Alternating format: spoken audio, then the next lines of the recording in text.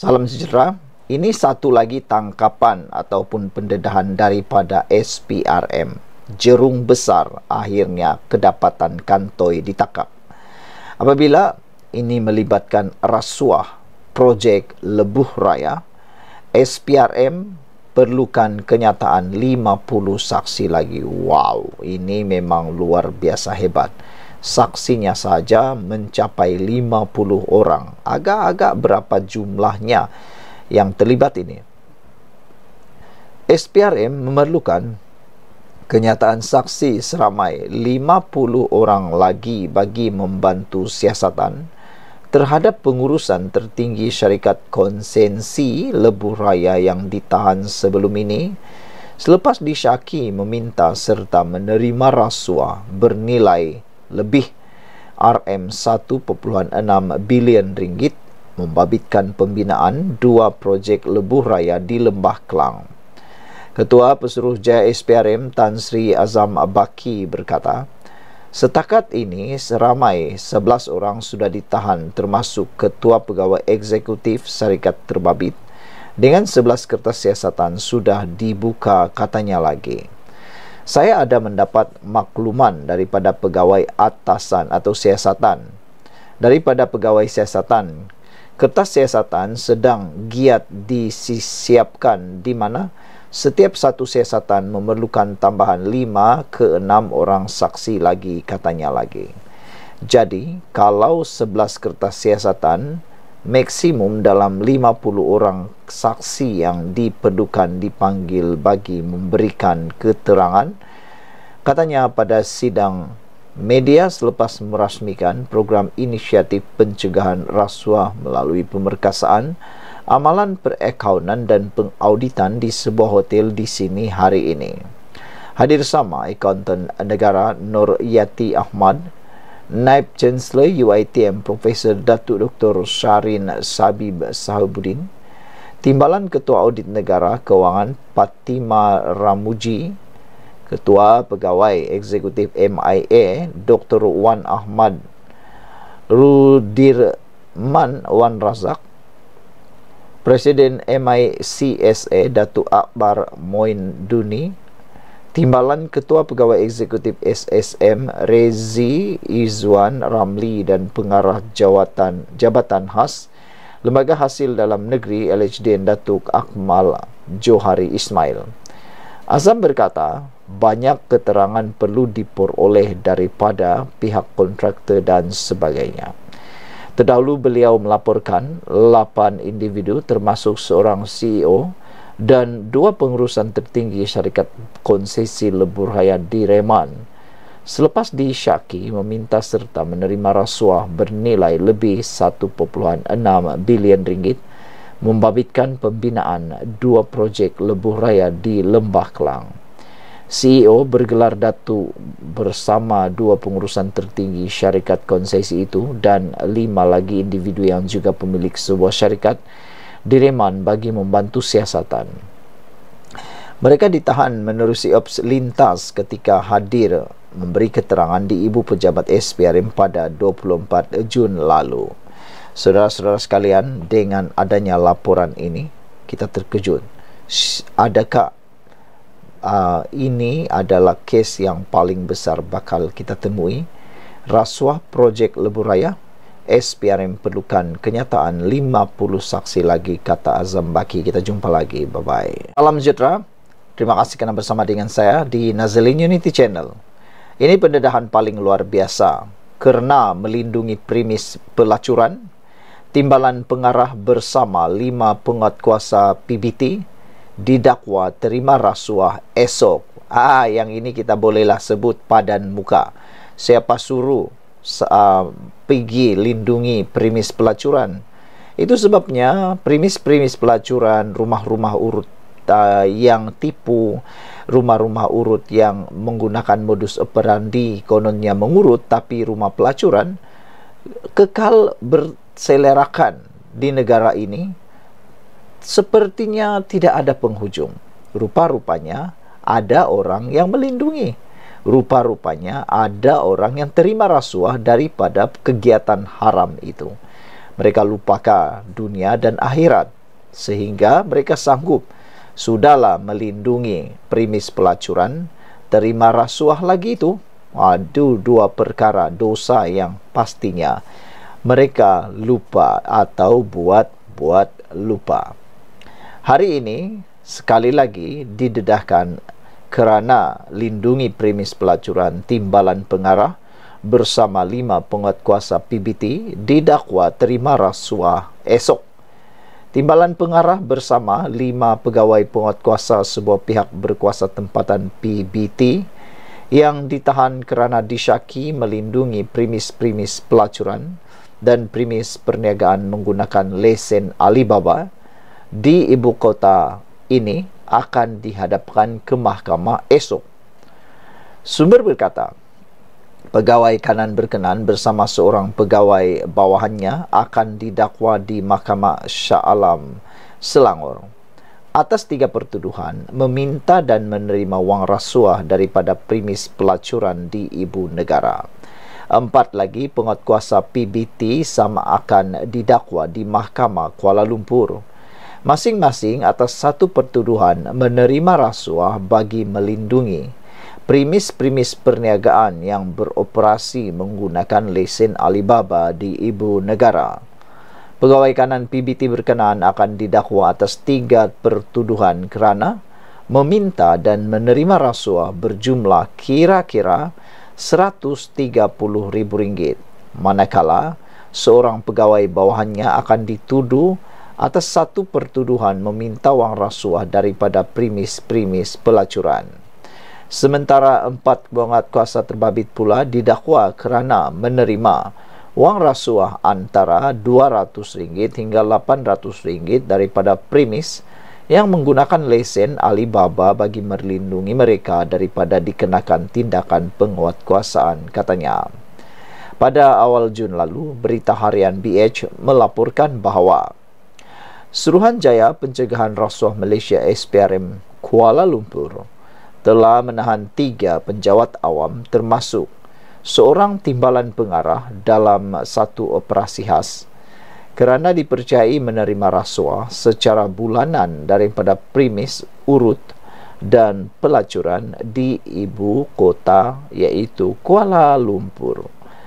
Manakala bulan lalu SPRM Kuala Lumpur telah menahan 8 penguatkuasa PBT kerana dipercayai menerima rasuah daripada premis-premis perniagaan yang beroperasi tanpa lesen yang sah serta menggunakan lesen Alibaba. Sekian dulu untuk kali ini. Jangan lupa tinggalkan komen anda. Selamat petang, salam sejahtera. Ini berita baik yang diumumkan oleh Perdana Menteri kita, Anwar Ibrahim. Siapa sangka bakal diumumkan kenaikan gaji penjawat awam pada hari Jumaat ini, dijangka akan diumumkan. Tetapi yang lebih hebat daripada itu ialah harga diesel kini turun 5 sen lagi. Wah, jadi apa lagi, walau nak kata, apalagi Perikatan Nasional nak kata.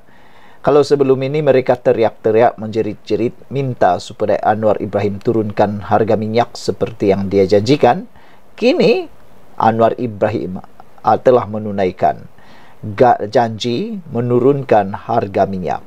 Minggu lepas telah turun 5 sen, minggu ini turun lagi 5 sen. Jadi ini sebenarnya berita baik untuk kita semua. Dengan kenaikan gaji penjawat awam dan dengan penurunan minyak harga diesel ini, maka dijangka tiada kenaikan harga barang, bahkan mungkin berlaku penurunan harga barang. Harga runcit diesel diturunkan sebanyak 5 sen lagi kepada RM3.25 berbanding RM3.30 seliter pada minggu lalu. Menurut Kementerian Kewangan, penurunan tersebut berlaku berikutan keadaan semasa harga minyak global baru-baru ini. Kerajaan bersetuju menurunkan harga runcit diesel di Semenanjung Malaysia sebanyak 5 sen seliter kepada RM3.25 seliter dari 15 Ogos 2024 hingga 21 Ogos tahun 2024. Bagaimanapun, harga RON 97 kekal pada harga RM3.47 seliter, manakala RON 95 pada RM2.05 seliter. Harga diesel di Sabah, Sarawak dan Labuan pula kekal RM2.15 seliter bagi tempoh 15 Ogos hingga 21 Ogos. Kerajaan akan terus memantau kesan perubahan harga minyak mentah dunia serta mengambil langkah yang bersesuaian bagi memastikan kebajikan dan kesejahteraan rakyat terus terpelihara, kata kementerian itu petang tadi. Saudara-saudara sekalian, dengan pengumuman yang luar biasa ini, kenapa kita sebut luar biasa? Kerana Anwar Ibrahim sangat berani memperjuangkan apa yang betul untuk rakyat Malaysia. Dijangka dengan pengumuman ini, maka tambah meroyanlah walaun yang sudah kehabisan modal, kata netizen. Harga diesel turun lagi 5 sen. Kita jumpa lagi, share video ini. Bye-bye. Salam sejahtera, terima kasih kerana bersama dengan saya di Nazlin Unity Channel. Saudara-saudara sekalian, ini satu pendedahan berkait dengan Wan Faisal Wan Ahmad Kamal, yang mana baru-baru ini telah pun digantung Parlimen, hadir Parlimen selama 6 bulan. Selepas beliau digantung Parlimen, banyaklah ulasan-ulasan beliau yang mula timbul. Keangkuhan dan kebongkakan kesumbangan beliau mula terselah apabila dengan beraninya beliau kata beliau berani berhadapan 2 lawan 1 menentang debat antara Rafizi Ramli, Fahmi Fazil menentang Wan Ahmad Faisal Wan Ahmad Kamal. Tapi ada netizen yang menasihati, jangan, lebih baik Rafizi dan Fahmi Fazil jangan berdebat dengan beliau. Hal ini kerana kata mereka, taraf antara Wan Faisal dengan mereka berdua yang bertaraf menteri adalah jauh lebih seperti awan dengan bumi, langit dengan bumi. Kalau nak berdebat, kata mereka, pilihlah pendebat yang lebih relevan. Selain daripada itu, penganalisis politik kata, kalau debat itu hanya mencari salah dan tidak ada sumbangsaran untuk pembangunan negara, lebih baik jangan buat debat tersebut. Kerana debat yang sebenarnya adalah boleh membantu dalam dasar kerajaan, membantu membaiki sistem kerajaan, ataupun dapat membantu kerajaan menangani sesuatu isu. Tapi kalau ianya hanya untuk memalukan satu pihak, lebih baik jangan. Walau bagaimanapun, pendedahan daripada Fahmi Fazil kali ini menyatakan Wan Faisal sebenarnya ketagih perhatian dan rasa tersakiti. Apa pendapat anda tentang pendedahan Fahmi Fazil ini? Benarkah apa yang beliau katakan ini? Menteri Komunikasi Fahmi Fazil menyifatkan ahli Parlimen Machang Wan Ahmad Faisal Wan Ahmad Kamal sebagai ketagih perhatian apabila mencabar beliau dan Menteri Ekonomi Rafizi Ramli berdebat mengenai isu penjualan saham Malaysia Airport Holdings Berhad kepada BlackRock Inc. Beliau berkata, Wan Faisal sepatutnya lebih arif mengenai peraturan jika ingin berdebat tentang sesuatu isu. Dia adalah seorang yang ketagih perhatian dan dia kalau nak debat sepatutnya janganlah bawa surat layang ke Parlimen. Dia sepatutnya datang ke Parlimen dan berbahas mengikut peraturan. Tapi saya rasa dan saya nampak dia sekarang tersakiti, katanya.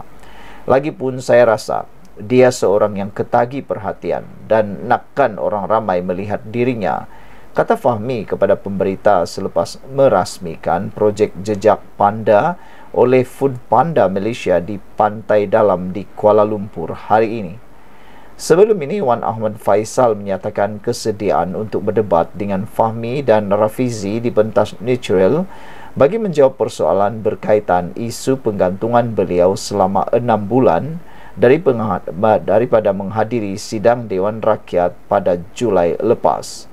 Rafizi menerusi hantaran di laman X baru-baru ini telah mengajak Wan Ahmad Faisal berdebat mengenai topik kesan merancangkan ekonomi dengan mencetak uang di platform podcast.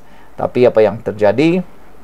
Seakan-akan tidak dapat perhatian daripada Ahmad Faisal, kerana kata beliau jangan buat di podcast, buat secara live. Wow. Dan kata Wan Faisal, dia nak ajak 2 lawan 1. Apa pendapat kamu semua? Sesungguhnya siapa yang mungkin akan kalah kalau betul-betul debat itu berlaku 2 lawan 1? Atau adakah lain yang ditanya, lain yang dijawab? Siapa yang berpotensi untuk menjadi lain ditanya, lain dijawab? Kita jumpa lagi, tinggalkan komen Anda.